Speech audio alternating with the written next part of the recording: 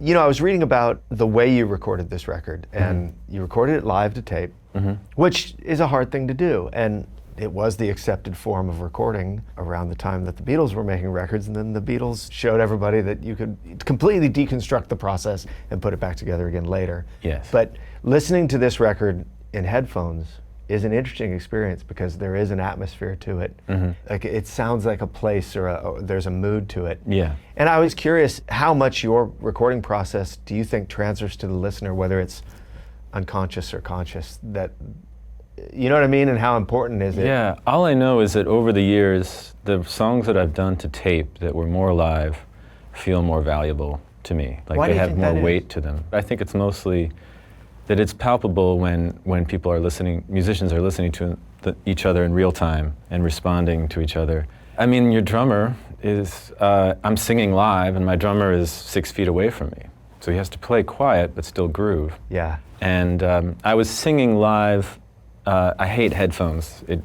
Anything that takes me out of the room, I feel immediately disconnected and wrong.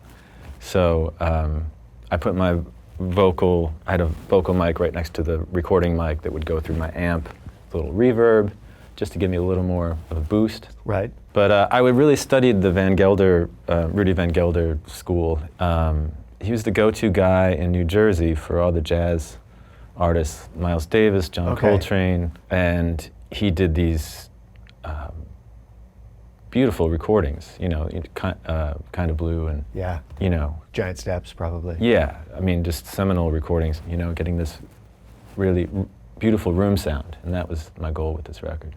Philosophically, too, it seems like there's a truth to that kind of recording. Yes. That when you're all in the room playing together, I'm sure the drummer is not only trying to be sympathetic volume-wise to the level of what you're singing, but he's hearing what you're singing. Yeah. So I suppose in a It's way... really hard with headphones on and an overdub to like sing at the right volume, because you're not having to fill the corners of the room with your voice. And every time I go into a different room, I sing differently because I'm trying to, you know, sort of echolocate that room and figure out how to fill it.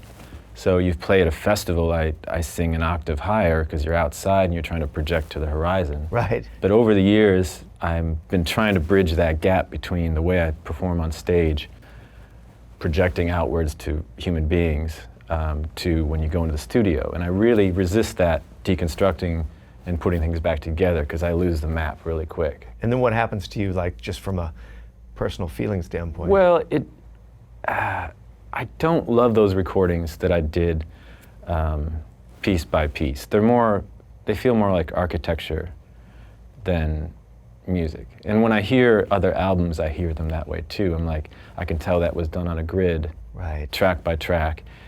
And you can make yourself sound larger than life when you do things that way, because everything's controlled and you can do a glorious mix. But they're not my favorite recordings.